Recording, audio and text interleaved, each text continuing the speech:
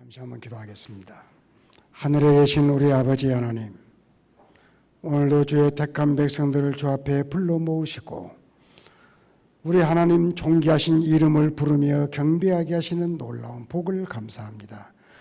이 시간에 성령이 교회들에게 하시는 음성을 들을 수 있도록 주의 백성들의 마음을 친히 다스려 주시고 이 무익한 종의 입술을 열어 주의 진리를 정직하게 증거할 수 있도록 도와주시옵소서. 예수님 이름으로 기도하옵나이다. 아멘. 예수님께서 친히 뽑으신 제자들과 함께 지내시면서 물으셨습니다. 세상에서 나를 어떻게 생각하느냐, 나를 누구라고 생각하느냐. 그게 제자들이 모든 세상의 여론들을 예수님 앞에 진솔하게 고백을 드렸습니다.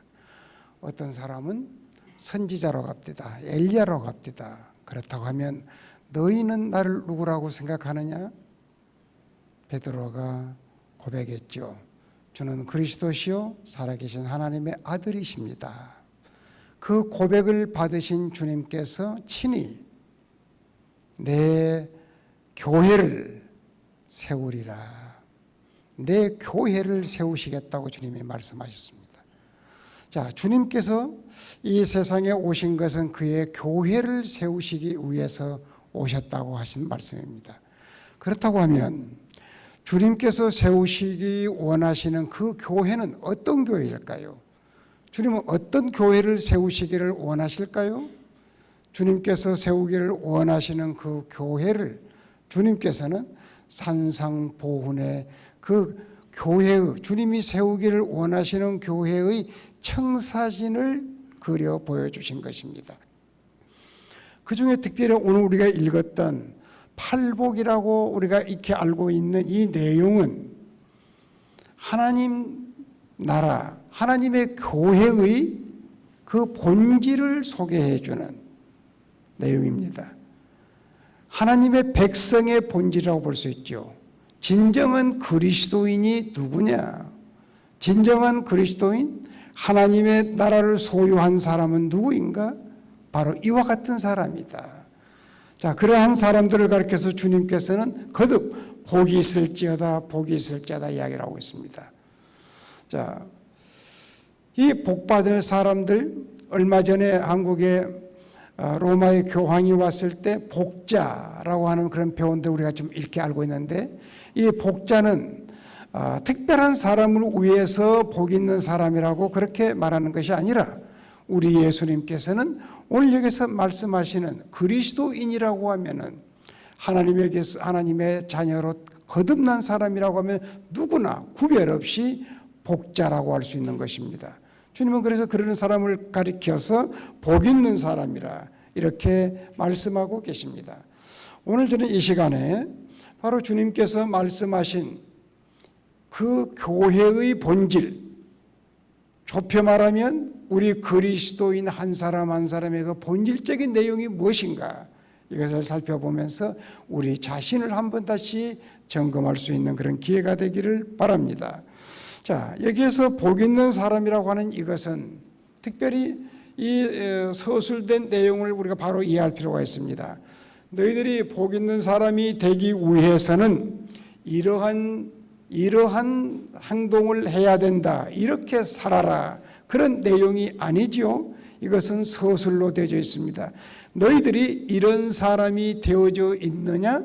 그렇다고 하면 너는 복 있는 사람이다, 그렇게 말하고 있습니다. 너희가 이런 사람이 되어 있느냐? 그렇다면 너는 복 있는 사람이다. 시편 1편과도 같은 내용이죠. 시편 1편도 너희들이 복을 받기 위해서는 이렇게 살아라가 아니라 너희가 이런 사람이 되어져 있느냐? 그렇다고 하면 너희는 복 있는 사람이다. 성경은 그렇게 말합니다. 그 누구도 하나님께서 주시는 그 복을 받기 위해서 노력으로, 자기들의 헌신으로 복을 받을 수 있는 것이 아니기 때문입니다. 이 하나님의 복은 위로부터 주어지는 것이기 때문에 우리가 이런 사람이 되어져 있다고 하면 너는 복받은 사람이 맞다, 그렇게 이야기하는 것입니다. 자, 우리 몇 가지 서론적으로 살펴볼 것은 복 있는 사람은 모든 그리스도인들의 본질을 이야기하고 있습니다. 어떤 특별한 사람을 향해서 지칭하는 것이 아닙니다. 둘째, 복 있는 사람은 그리스도인에게 드러나는 특징입니다. 그리스도인이라고 하면 이와 같은 것이 특징적으로 드러나게 되어 있다는 것입니다. 사람에 따라서 어떤 사람은 이 8가지 복 중에서 첫 번째가 돋보일 수도 있고 두 번째가 돋보일 수도 있습니다만은 아무튼 그리스도인이라고 하면 누구든지 이러한 요소가 이런 본질이 드러나게 되어져 있다고 하는 것입니다. 여기서 복이 있다고 말씀하신 이것은 우리가 천례적으로 태어날 때 자연적으로 받는 것은 하나도 없습니다. 오직 하나님의 은혜로만 받는 것이기 때문입니다.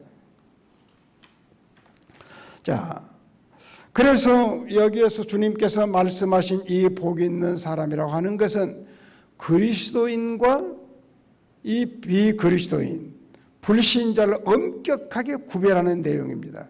이 내용은 우리가 좀 무서운 내용입니다. 내가 그리스도인인지 그리스도인이 아닌지, 내가 하나님의 자녀인지 하나님의 자녀가 아닌지를 엄격하게 구별해 주기 때문에 아주 무서운 내용이 되기도 하는 것입니다. 자, 그러면 우리가 오늘 이 본문의 내용을 좀 살펴보면서 우리를 다시 한번 점검해 볼 수 있는 그런 기회가 되기를 바랍니다.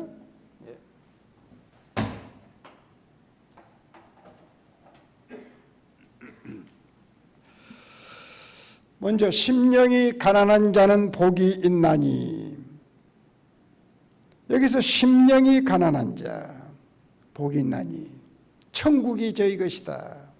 여기서 심령이 가난하다 무슨 말일까요? 이 마음이 가난하다. 마음이 가난하다고 하는 것은 무엇을 두고 하는 말일까요? 예수님 당시 그 유대 사회에 일반적으로 쓰여지고 있는 이 가난하다고 하는 것이 두 단어가 있습니다.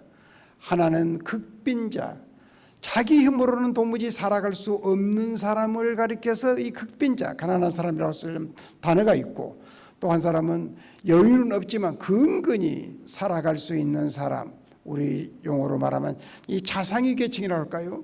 그런 사람을 쓸 때도 이 가난한 사람이라고 하는 이 단어가 있습니다. 그런데 주님께서는 여기에서 사용하는 단어는 이 극빈자를 지칭할 때 쓰는 그 단어를 쓰고 있습니다. 너가 극빈자, 네가 너의 심령이 극빈자의 심정을 가지고 있느냐? 그렇다면 너는 복 있는 사람이다. 그렇게 말씀하고 계시는 것입니다. 그러면 여기서 이 극빈자라고 하는, 이 가난하다고 하는 이것은 무엇을 두고 하는 말일까? 성경을 통해서 이 내용을 좀 정의해 볼 필요가 있습니다. 누가복음 18장 9절 이하에 보면 예수님께서 비유를 말하시죠. 두 사람이 성전을 향해서 올라가는 비유를 들어 말씀합니다. 바리새인은 성전에 올라가서 어구에서 두 손을 번쩍 들고 하나님 앞에 자기를 시위합니다. 나는 11조를 드렸습니다. 나는 금식을 했습니다. 나는 이런 악한 일을 행하지 않았습니다라고 하면서 손을 들고 자기의 의를 선전하는 기도를 드리지요. 또 한 사람 세리는 저 성전 어구에 들어오자마자 그는 머리를 들지 못하고 하나님 앞에 울먹이면서 부르짖는 기도를 드리지요. 하나님이여 불쌍히 여기소서. 나는 죄인이로소이다. 나는 죄인이로소이다. 이 두 사람을 비유를 들면서 말합니다. 너희는, 내가 너희에게 이르노니 저 바리새인은 하나님의 나라에 가까운 사람이 아니다. 자, 너희 생각에 하나님의 나라에 가까이 있는 사람이 누구냐? 저 세리와 같은 사람이다. 그렇게 이야기합니다. 하나님이여 나는 죄인이로소이다. 하나님의 긍휼이 아니면 저는 하나님 앞에 설 수 없는 사람입니다. 이와 같은 마음, 이런 마음, 이와 같은 가난한 마음, 이것이 주님에게 복받은 자로 인정받는 그와 같은 마음인 것입니다. 바리새인은 하나님 앞에 윤리적으로 떳떳이 내놓을 것이 있다고 생각한 사람입니다. 자기는 삶에 있어서 윤리적으로 종교적으로 부족함 없이 하나님 앞에 다 할 바를 하고 산다고 생각한 사람입니다. 그런데 주님은 그는 하나님 나라에서 멀다고 생각했습니다. 반대로 이 세리와 같은 사람, 하나님 앞에 내놓을 것이 아무것도 없다고 생각하는 사람, 철저히 죄인 의식을 가진 사람, 감히 머리를 들 수 없는 사람, 윤리적으로나 도덕적으로나 종교적으로 하나님 앞에 한 가지도 내놓을 것이 없는 사람, 그런 심정을 가진 이 사람, 예수님은 두 사람을 평가를 합니다. 마음이 가난한 저 사람이 복이 있는 사람이다. 천국이 저의 것이다. 자, 이 마음이 가난한 사람, 자기의 내면을 보면서 이 고통을 느끼는 마음, 하나님 앞에서 내놓을 것이 아무것도 없어서 고통을 느끼는 사람, 그 사람이 가난한 마음이라는 말이죠. 오늘 이 시간 우리를 통해서, 이 말씀을 통해서 우리에게 무엇을 주님께서는 요구하실까요? 주님을 마주하고 앉아서 예배를 드리는 여러분은 심령이 가난해진 이러한 마음을 가져본 적이 있습니까? 세리와 같은 마음을 가지고 하나님 앞에 지금 하나님을 마주하고 경배드리고 있냐는 것입니다. 그렇다고 하면 천국이 여러분의 것입니다. 마음이 가난한 자, 심령이 이 세리와 같이 가난한 자, 종교적으로 윤리적으로 한 가지도 하나님 앞에 옳다고 할 것이 없는 그런 마음을 가진 사람, 이런 가난한 마음을 가진 사람을 향하여 주님은 너 복이 있다. 천국이 바로 너의 것이다. 자, 인간이 어떻게 해서 이렇게 마음이 가난해질 수 있습니까? 사람은 스스로 마음을 가난해질 수 있는 것이 아닙니다. 종종 정치하는 사람들이 나는 마음을 비웠다고 합니다만 비워지는 것이 아닙니다. 세상의 것으로 가득 차져 있는 인간의 마음 스스로 비워낼 수 있는 것이 아닙니다. 인간의 마음을 하나님이 보실 때 철저히 비워지지 않고는 하나님의 것으로 채워지지 않는다고 우리가 어젯밤에 살펴봤죠. 철저히 주님께서는 비운 다음에 하나님의 것으로 채워지는데 누가 무엇으로 인간의 마음에 세상의 것으로 가득 차져 있는데 그것을 비워낼 수가 있습니까? 그것은 자기 힘으로, 자기의 노력으로, 수양으로 되어지는 것이 아닙니다. 오직 하나님의 은혜로만 가능한데요. 오직 예수 그리스도가 그 마음속에 찾아오실 때만이 내 안에 가득 있는 것을 밀어내고 그 안에 예수가 그를 다스려 주시는 것이지요.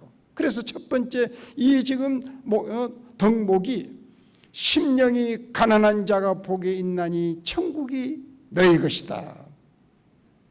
마음이 가난해진 사람, 예수 그리스도를 영접한 사람, 예수 그리스도를 영접하고 예수 그리스도에 의해서 철저히 세상의 것이 밖으로 밀려나고 예수가 그를 지배하고 있는 사람, 마음이 가난한 사람, 이런 사람이 천국을 소유하는 사람이지요. 자,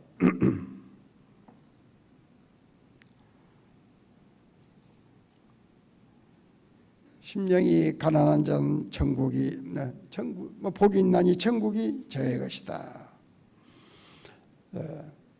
자, 두 번째로 가봅시다. 애통하는 자는 복이 있나니 저희가 위로를 받을 것이며. 애통하는 자. 여기서 이 애통한다고 하는 것은 무엇을 말할까요? 애통한다고 하는 것을 우리가 한 세 가지 종류로 분류해서 생각해 볼 수가 있는데, 그 애통한다고 하는 거 우리가 본성적으로 애통하는 것이 있죠. 우리의 가까운 사람이 고통을 당할 때 같이 아파하고, 나의 가까운 사랑하는 사람이 세상을 떠날 때 애통하는 거 있죠. 그것은 본성적으로 애통하는 것이죠. 그러나 이 참회의 애통이 있지요. 이 가룟 유다가 그 스승을 팔고 난 다음에 그는 그것에 뉘우치죠. 그렇지만 그의 돈을 받았던 것을 성전에 들어 던져놓고 그는 목매달아 죽는 이 자책의 뉘우침이 있습니다. 그러나 또 다른 애통함이 있는데 그것은 성령에 의해서 내면적인 애통함, 내면의 애통함. 주님께서 지금 이 세 번째 애통함을 두고 하는 말입니다. 이 애통함, 이 애통하는 자가 복이 있나니 하나님의 위로를 받을 것이다. 자, 이 애통함을 우리는 어떻게 가질 수 있습니까? 생명의 빛이신 예수 그리스도께서 우리 안에 찾아오셔요? 내 안에 찾아오셨어요? 그 나를 다스려 주세요? 그분은 생명의 빛이라고 그랬습니다. 그 생명의 빛이 내 본성 속에 들어오셔서 나를 비춰주시기 시작합니다. 그럴 때 지난날에는 보이지 않았던 내 존재, 내 바닥부터 허물어지는 부패된 내 자아를 보면서 통회하는, 몸부림치는, 절규하는 과정을 두고 하는 말입니다. 이것은 성령의 빛이 아니고서는 볼 수 없는, 예수 그리스도의 영이 아니고서는 볼 수 없는, 예수 그리스도를 진정으로 소유한 사람은 생명의 빛이신 예수 그리스도의 빛이 내 내면을 비춰주시게 되기 때문에 내 존재 구석구석을 비춰주는데 한 가지도 성한 것이 없는, 모두가 죄로 가득 차 있는, 망가진, 부패되어진 자기의 실상을 보면서 절규하는 것입니다. 이 상태를 주님께서는 복 있는 사람으로 했습니다. 이런 자기 내면을 볼 수 있는 사람, 이렇게 자기의 상한 내면을 볼 수 있는 것은 세상의 그 어디를 가서도 볼 수 있는 것이 아닙니다. 오직 예수 그리스도의 영이 우리 심령에 들어오셔서 비춰주실 때만이 나의 상한 모습을 보고 애통해하는 것이지요. 애통해하는 것이죠.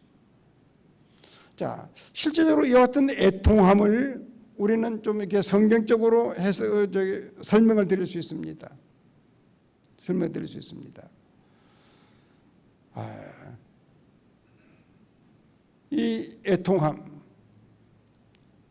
자기의 이 상한 마음, 아무것도 자기가 어떻게 하나님 앞에 내놓을 수 없는 그런 마음, 그런 애통함, 이 성경에 보면 스가랴에서 보면 자, 성령을 부어줄 텐데 은혜와 이 참여하는 영을 부어주게 될 텐데 너희가 그때는 애통하게 되리라. 스가랴 12장에 애통하게 되리라. 마치 독자가 죽은 것처럼 애통하게 되리라. 누가 자기의 내면을 들여다보면서 이렇게 처절하게 절규할 수 있습니까? 성령이 그에게 부어진 사람, 성령이 그에게 찾아와 주신 사람만이 가능합니다. 그래서 주님께서는 네가 애통하는 심령을 가졌느냐? 너 복 있는 사람이다. 왜? 성령이 네 마음속에 찾아와 주셨기 때문에. 자, 우리가 예수를 믿으면서 이런 애통함의 경지를 경험해 보셨습니까? 제가 목회를 하면서 나이 많으신 분 세례 문답을 하면서 할머니 예수 믿고 난 다음에 슬픈 적이 있어 본 적이 있습니까? 애통해 본 적이 있습니까? 있지 하고. 어떤 경우에 슬퍼하셨습니까? 젊은 것들이 자기들만 뭐를 하고 나이 들었다고 자기는 소외시킬 때 너무 속이 상해서 내가 눈물이 나더라. 주님이 애통하는 자가 복이 있다고 할 때에 그런 수준을 두고 하시는 말씀일까요? 그것이 아니지요. 주님이 하시는 말씀은 너가 너의 내면을 들여다보고 네 내면이 성한 것이 하나도 없는 네 존재 바닥부터 상해서 허물어져 내리는 그런 것을 보면서 절규해 보았느냐. 그걸 지금 하는 말입니다.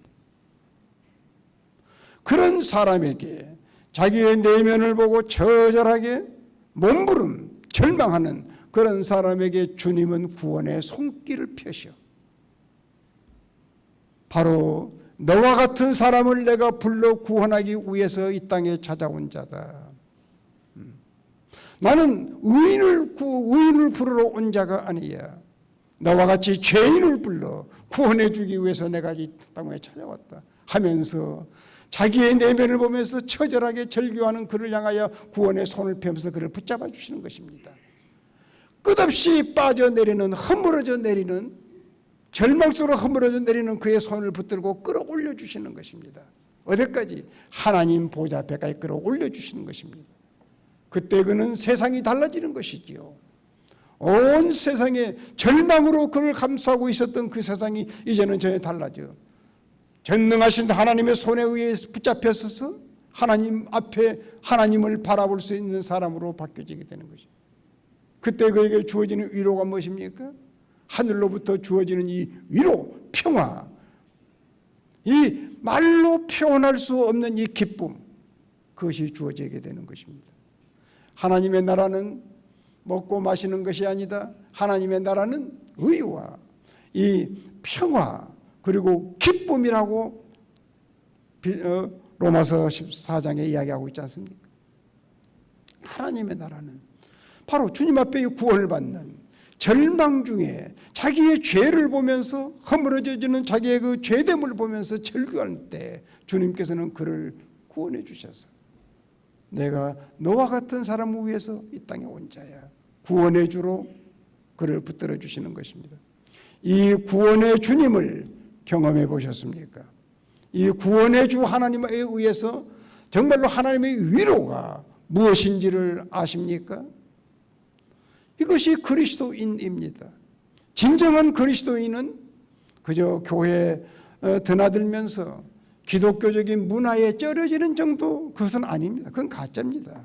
그럴 수가 없는 것입니다. 그리스도인은 자기가 하나님 앞에 내놓을 것이 하나도 없는 이 가난한 심령 뿐만 아니라 자기가 자기 내면을 들여다보면서 철저히 망가진, 철저히 부패된 존재임을 자각하는 것입니다. 자각하는 것입니다. 예. 세 번째로 가봅시다. 세 번째로 가보면 온유한 자는 복이 있나니, 온유한 자는 복이 있나니 땅을 기업으로 받으리라. 온유한 자, 온유한 자는 어떤 자를 두고 하는 말일까요? 네. 이 온유한 자, 우리 예수님께서 나는 온유하니 나의 멍에는 쉽고 가볍고 쉬우니 내 멍에를 메고 배우라. 스가랴 선지자가 예수님을 예언하시면서 바로 오실 메시아는 온유하여 나귀를 타신다. 그때 이 온유하다고 할 때 그 온유한 그 말은 그 좋은데 사용되는 말이 아닙니다.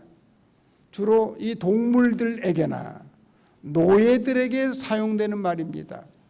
이 동물들이 길이 잘 들여져서 이제는 고분고분 이제 부려먹을 만하다 했을 때 온유하게 됐다.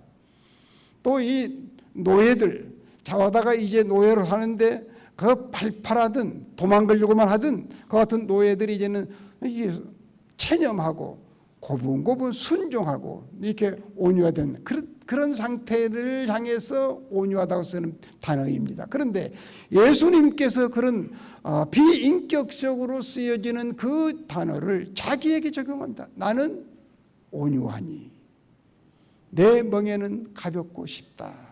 나는 온유하다. 자, 이런 온유한 자가 복이 있다. 야, 온유한 자를 우리가 성경에서 좀 찾아볼까요? 여러분, 아브라함이 조카 롯과 함께 생활을 하다가 다 이 조카도 자기도 많은 재물들을 소유하게 됐죠. 이 그들의 종들이 서로 다투는 것을 알고 아브라함이 조카 롯에게 우리가 같이 있는 것은 서로 이가 상하니 좀 땅을 나눠서 같이 생활하도록 하자. 그러면서 창세기 13장 여러분 아시는 대로 자, 네가 오른쪽으로 간다고 하면 나는 왼쪽으로 하고 네가 왼쪽으로 하면 내가 오른쪽 하겠다. 네가 먼저 선택을 해라. 조카가 선택해서 떠났습니다. 아브라함은 땅에 엎드려서 기도했습니다. 그때 아브라함이 이 조카가 이 삼촌의 입장을 먼저 배려해 주지 않고 고려하지 않고 좋은 평지 땅을 골라서 갔다고 서운한 감정을 가졌을까요? 아무튼 엎드려서 기도했는 것 같아요. 하나님께서 아브라함의 그 마음을 헤아리시고 아브라함아 일어나라. 동서남북을 바라봐라. 네가 보는 이 모든 땅을 내가 다 너에게 주겠다. 자, 모든 우선권을 양도하는 그 온유함이죠. 또 더 온유함이 더 구체적인 표현을 우리는 모세에게서 봅니다. 모세가 이방 여인을 택한 것으로 인하여 이 누님 미리암으로부터 공격을 받습니다. 이 모세를 향해서 공격하는 것을 하나님이 보십니다. 공격하는 이 미리암이 나병 환자가 문둥병이 걸립니다. 그 옆에 지켜보던 아론이 이 모세를 향해서 사정을 합니다. 모세야 어떻게 좀 긍휼을 좀 베풀어 달라. 모세는 자기를 공격하던 미리암이 그 지금 문둥병이 되어 있기 때문에 속이 이렇게 고소하다고 생각하지를 아니하고 그는 엎드려서 하나님 앞에 기도합니다. 하나님 앞에 기도합니다. 기도했을 때 하나님께서 미리암의 그 문둥병이 깨끗이 고쳐짐을 받게 됩니다. 그때 주님께서 모세를 향해서 지상에서는 가장 온유한 사람이다. 자기를 향해서 공격해 오는 자를 향해서 반격하지 아니하고 자기를 공격하는 자가 어려움에 처했을 때 그것을 고소하게 생각하지 아니하고 그의 아픔을 그의 어려움을 고쳐주는 이 마음, 이것이 온유함이란 말이에요. 신약에 넘어오게 되면 자 스데반이 자기를 향해서 돌로 치는 이 사내들은 공회의 회원들, 그때 그는 돌에 맞아 죽어가면서 기도를 하지요. 저들의 죄를 저들에게 돌리지 마시옵소서. 자기에게 해를 끼치는 사람을 향하여 용서를 구하는 온유함이죠. 온유함의 극치는 우리 주 예수 그리스도 아닙니까? 자기를 십자가에 못 박는 그 포악한 무리들을 향하여 주님은 기도하죠. 아버지여, 저들이 하는 짓을 알지 못합니다. 저들의 죄를 저들에게 돌리지 마시옵소서. 기도하는 무엇이 온유함이냐? 이것이 온유함입니다. 어떻게 사람이 이렇게 될 수 있습니까? 자연인으로는 불가능한 일입니다. 이 온유함은 그래서 성령의 열매라고 그랬습니다. 하나님에게서 난 사람에게만 주어지는 본성입니다. 그리스도인, 하나님에게서 난 사람들, 하나님에게서 거듭난 사람, 하나님부터 난 사람, 하나님에게서부터 난 사람, 이와 같은 본성이 주어진 사람들입니다. 여러분의 이런 온유함이 드러나고 있습니까? 그렇다고 하면 여러분은 바로 하나님의 백성인 것이 분명합니다. 온유한 자는 복이 있나니 땅을 기업으로 받을 것이다. 여러분들은 저 천국을, 새 하늘과 새 땅을 기업으로 받게 될 것입니다. 자, 이렇게 온유한 사람, 다음에 네 번째로 가봅시다. 의에 줄이고 목마른 사람은 복이 있나니 저희가 배부름을 얻을 것이요. 의에 줄이고 목마르다. 자, 앞에 나왔던 이 예수님의 말씀이 아주 논리적으로 전개되는데요. 다시 정리해 보면은, 자, 심령이 가난한 자는 누구 앞에서? 하나님 앞에서 내놓을 것이 아무것도 없는 철저히 극빈자, 한 가지도 내놓을 것이 없는 빈손 들고 있는 자. 마치 하갈이 그 아들 이스마엘을 데리고 주모에게 쫓겨나지요. 광야로 내몰렸어. 아들 이스마엘이 목이 타서 물을 달라고 아우성을 치는데 줄 물이 떨어져 버렸어. 광야야. 물을 구할 길이 없는 거예요. 자기 몸으로 난 자식이 목이 타서 죽어가는 것을 보면서도 어떻게 아무것도 해줄 것이 없는 이 가난함, 그것이 가난한 마음입니다. 그래서 그 자식 차마 죽는 꼴을 보지 못해서 거리를 뜨고 앉아서 통곡을 하지요. 여러분, 그 사건을 기억하지 않습니까? 그때에 하늘로부터 음성이 나오지요. 그래서 그 물을 구해서 아이를 먹이는 사건 기억합니다. 이렇게 자기 힘으로는 어찌할 수 없는, 자기 하나님 앞에 내놓고 아무것도 없는 이 가난한 마음, 하나님 앞에서의 가난함. 두 번째는 뭡니까? 자기 내면을 들여다보면서 성한 것이 아무것도 없는, 철저히 망가진 존재, 철저히 부패된 존재, 허물허물 썩어져 들어가는 존재, 그것을 보면서 절규하는 것입니다. 절규하는 것입니다. 그런 자를 향해서 주님은 구원의 손길로 끌어올려 하늘의 평화를, 하늘의 만족을, 위로를 받게 해주는 거예요. 세 번째는 뭡니까? 온유라고 하는 것은 혼자 온유하는 것 아니죠. 상대적이죠. 다른 사람과 관계 속에서 온유하단 말이에요. 자, 다른 사람과 관계 속에서 온유하단 말은 어떤 내용입니까? 자, 나의 허물이 드러났어. 다른 사람이 나 드러난 이 허물을 향해서 공격해대. 그랬을 때 내 편에서 그 공격이 크게 느껴지질 않아. 왜? 형제는 나의 한 가지 드러난 허물을 보고 공격하지만은 나는 내 내면에 천 가지 만 가지 더 허물들을 보고 있기 때문에 한 가지 가지고 공격하는 게 크게 느껴지지 않는 거예요. 크게 느껴요. 이것이 온유함이에요. 형제여, 자네는 나의 한 가지 허물 보고 죄인이라고 그러지, 너가 알지 못하는 더 많은 죄를 나는 품고 있는 사람이야. 이런 마음을 갖는 거죠. 이거 온유한 마음이에요. 그래서 공격할 여유를 갖지 않죠. 그런 사람, 그런 표현을 예수님은 오른밤을 치거든 왼밤도 돌려댄다고 하는 표현이 그때 가능한 것입니다. 가능한 것입니다. 자, 이런 과정을 거친 사람은 이제 네 번째 단계에 들어가게 되는데, 네 번째 단계는 어떤 단계입니까? 의에 줄이고 목마른 사람입니다. 물론 이것은 동시에 되어지는 것이지만 주님께서 논리적으로 전개하면 이렇게 된다 그 말이에요. 의에 줄이고 목마르다. 자, 줄이고 목마르다. 무엇인가 추구한단 말이에요. 삶의 목표에 대한 문제입니다.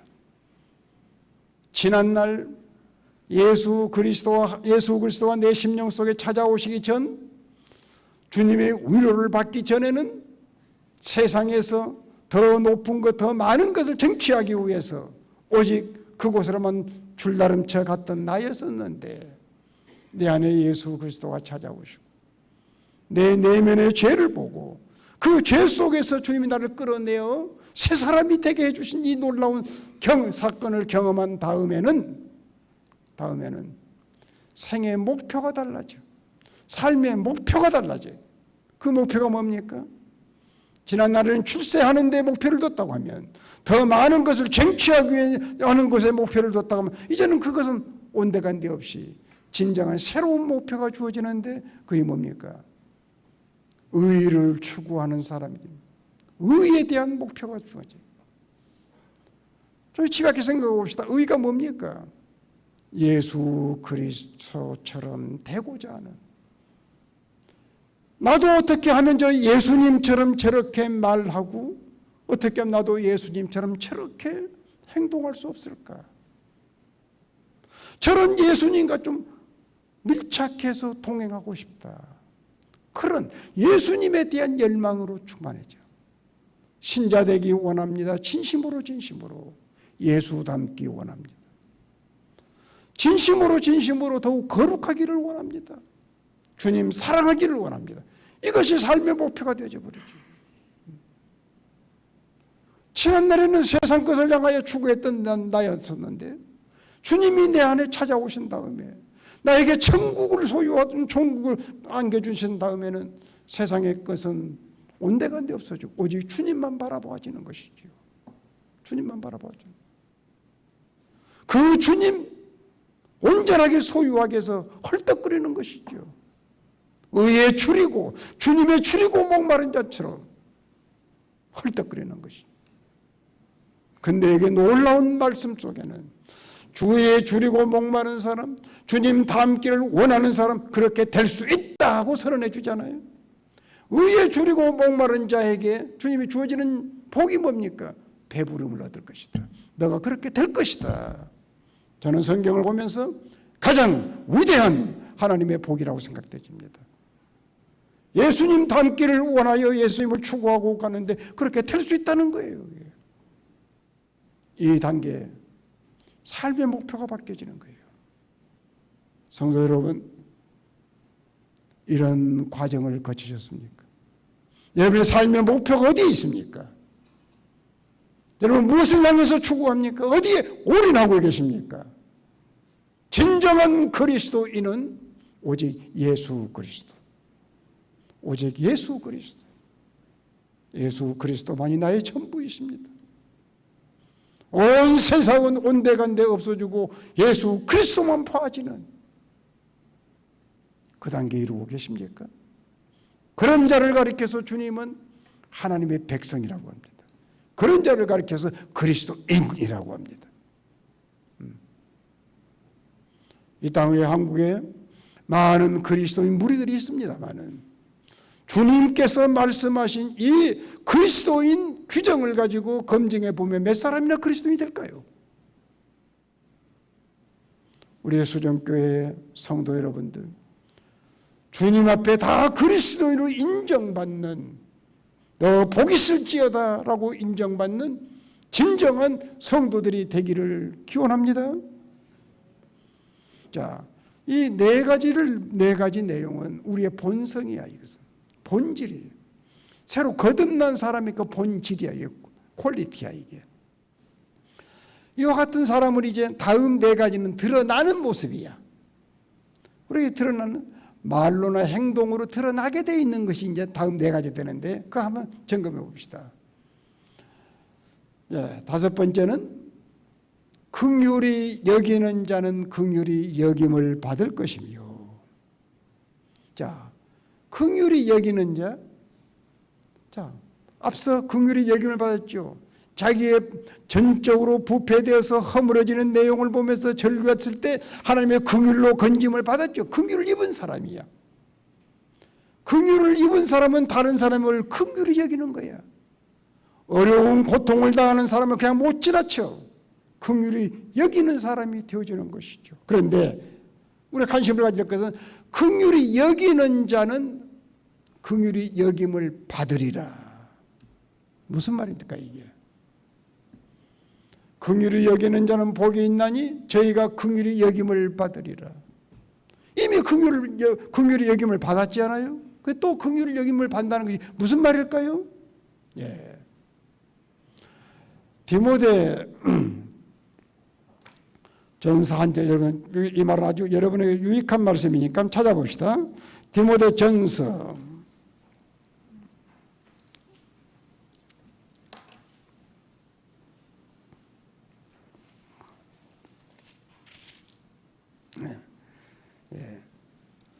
'디모데 후서 1장 찾아봅시다. 디모데 후서 1장 한번 봅시다.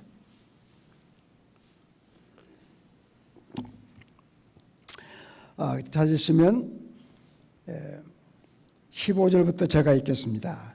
아시아에 있는 모든 사람이 나를 버린 이 일을 네가 아나니 그 중에는 부겔로와 허모게네도 있느니라. 원하건대 주께서 오네시보로 집에 긍휼을 베푸시옵소서. 그가 나를 자주 격려해 주고 내가 사슬에 매인 것을 부끄러워하지 아니하고 로마에 있을 때에 나를 부지런히 찾아와 만났음이라. 원하건대 주께서 그로 하여금 그날에 주의 긍휼을 입게 하여 주옵소서. 자, 이건 무슨 말입니까? 여기 지금 긍휼히 여겨달라고 하는 사도의 기도가 있죠.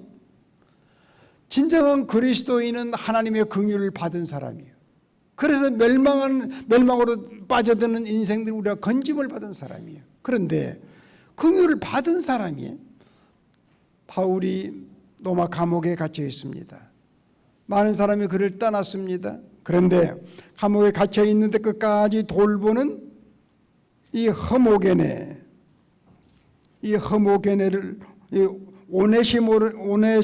오네시모로에게 를 위하여 기도하는 대목이 나옵니다. 오네시모로의 집에 긍휼을 베푸소서.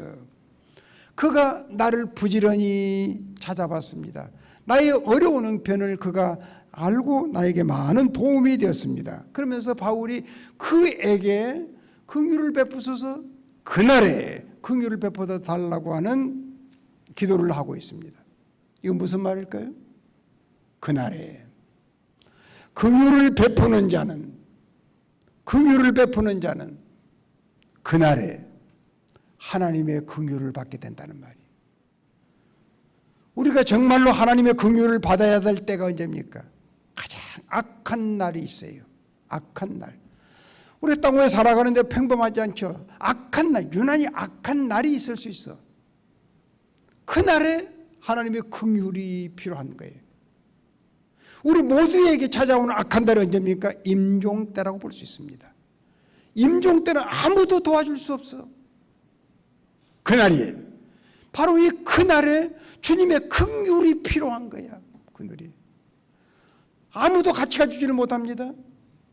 지금 이제 새로운 세계를 향해서 건너가야 됩니다. 혼자 있습니다. 얼마나 두렵겠어요.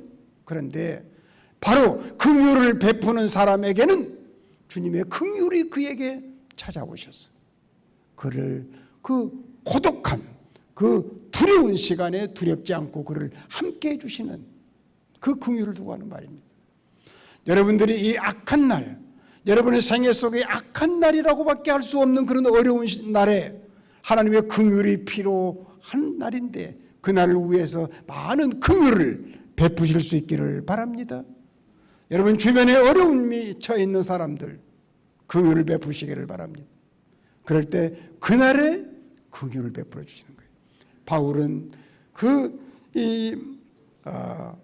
긍휼을 베풀었던 그에게 이 기도를 하고 있지 않습니까?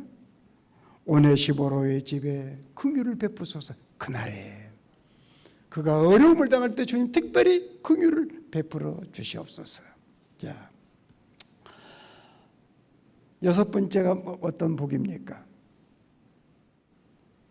마음이 청결한 자는 복이 있나니 저희가 하나님을 볼 것이요.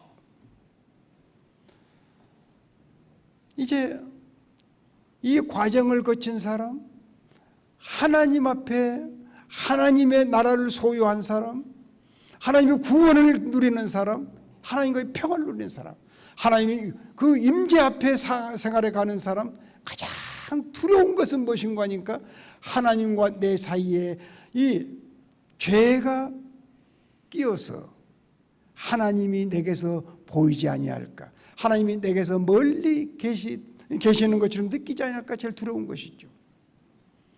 하나님은 여전히 우리와 함께 계시지만은, 구원받은 사람과 함께 계시지만은 우리가 범죄하게 되면 하나님 멀리 계시는 것처럼 홀로 애로움을 느낍니다. 두려움을 느낍니다. 그래서 구원받은 성도의 가장 두려운 것은 죄를 두려워하는 것이죠. 내 마음에 어떠한 죄가 침투하지 못하도록 그게 제일 두려운 것이죠. 늘 마음을 청결하게 보존하는 것이죠. 마음을 청결하게, 사소한 어떤 가책이라도 마음에 느껴지면 그 못 견디는 것이죠. 왜? 그 느껴지면 하나님이 멀리 느껴지기 때문에. 그래서 마음이 청결하게 보존하는 거예요. 왜? 마음을 청결하게 보존하는 사람에게는 하나님이 가까이 느껴져요. 온 세상이 뒤집어지는 한이 있더라도 하나님이 나와 가까이 계신다고 느껴질 때는 두려움이 없습니다. 두려움이 없습니다. 모든 걸 다 쟁취하고 있는 것처럼 느끼지만 하나님 없는 사람은 그런 두려운 거예요. 마음이 청결한 사람. 그래서 우리 구원받은 성도는 자기 마음을 깨끗하게 늘 청결하는 거예요. 말 한마디 실수했으면 금방 아버지 잘못했습니다. 그것을 그 청결하는, 깨끗하게 하려고 하는. 마음이 청결한 사람. 그래서 이 진정으로 그리스도인은 마음이 깨끗한 사람이야. 청결한 사람이. 청결한 사람. 그 사람과 대화를 해보면 어떤 무슨 사기성이 없어. 깨끗함.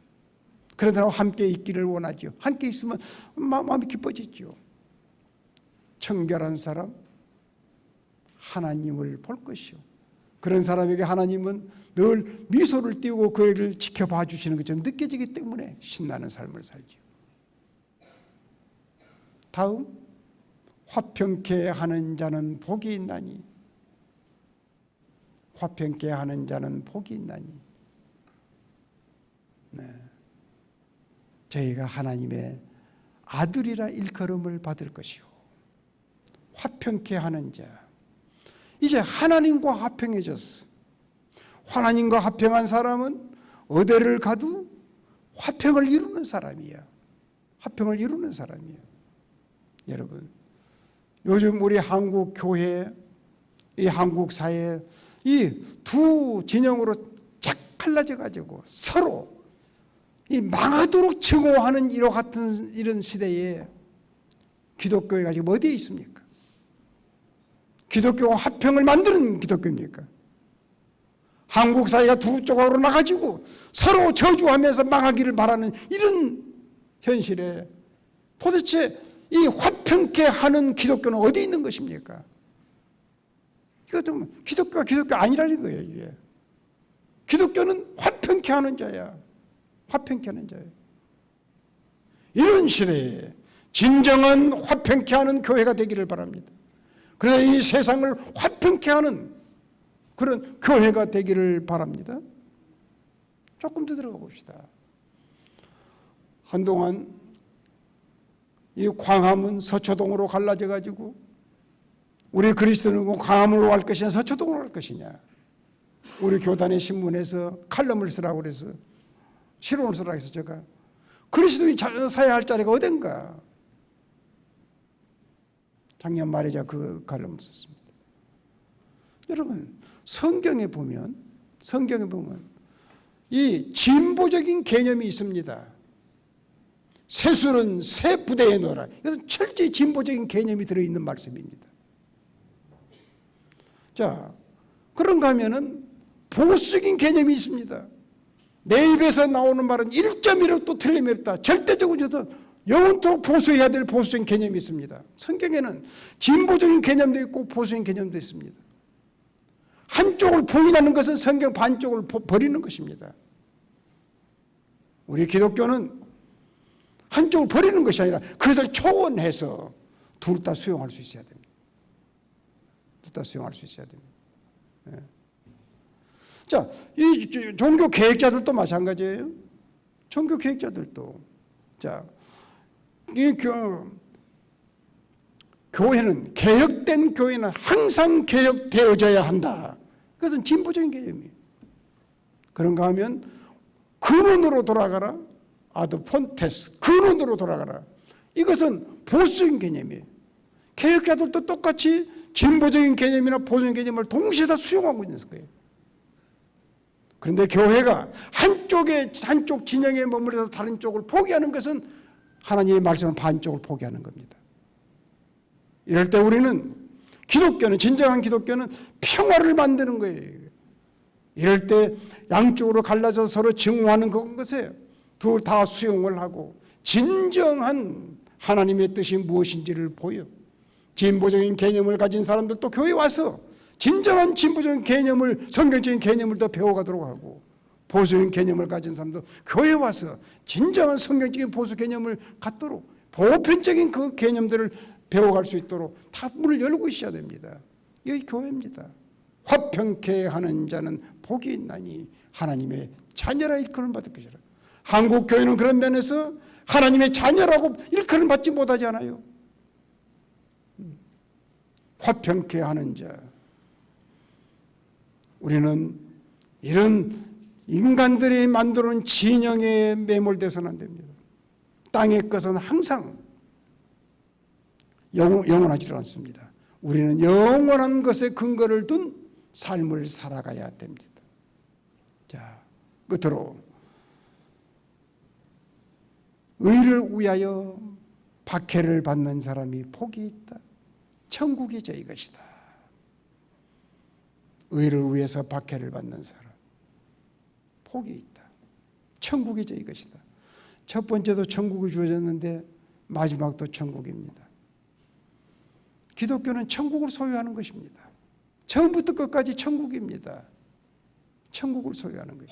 다른 나라를 소유하고 사는 사람입니다.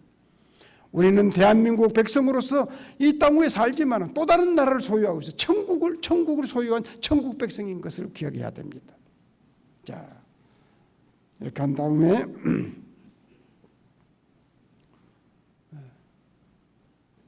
이제 주님께서 이 그리스도인의 본질을 이야기하신 다음에 이제는 마음을 가다듬고 13절에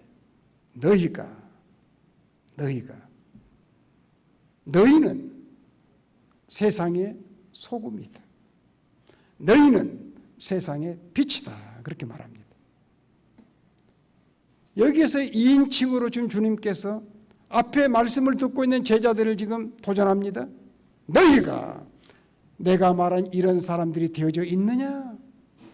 그렇다고 하면 너희는 세상의 빛이다.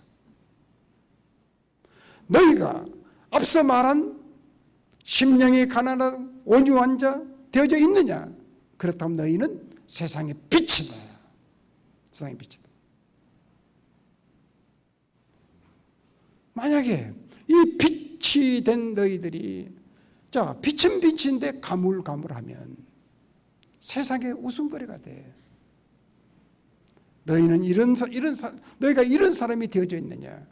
주님께서 지상에 세우기를 원하는 교회, 주님께서 구원하여 그의 백성들 삼으신 백성들은 이런 사람이 되기를 바라는 거예요. 심령이 가난하고 애통하는 자가 되고 온유한 자가 되고 오직 삶의 목표를 의를 추구하는 사람이 되도록 만드는 데 있단 말이에요. 그런 사람이 되어졌을 때 비로소 너희는 세상의 빛이다. 세상의 빛이다. 그러면서 주님은 말합니다. 너희의 그 빛을, 너희의 그 선행을 세상에 보여. 그래서 많은 사람들이 너희의 그 선행을 보면서 하늘에 계신 너희들의 아버지를 향하여 영광을 돌리게 하라. 이것이 주님께서 지상의 교회를 세우신 궁극적인 목적이 아닙니까? 우리가 어떤 사람이 되어 있느냐가 중요합니다. 오늘 아침에 우리는 주님께서 이 땅에 세우기를 원하는 그 교회, 이 땅에 주님께서 참 이렇게 거듭나게 하신 그의 백성들의 본질을 소개해 주시면서 너희들이 이런 사람들이 되어져 있느냐? 너희의 착한 행실을 세상에 보이도록 해라. 그 너희의 행실을 보고 하늘에 계신 너희 아버지가 영광을 받도록 하라. 이런 성도들이 될 수 있기를 기원합니다.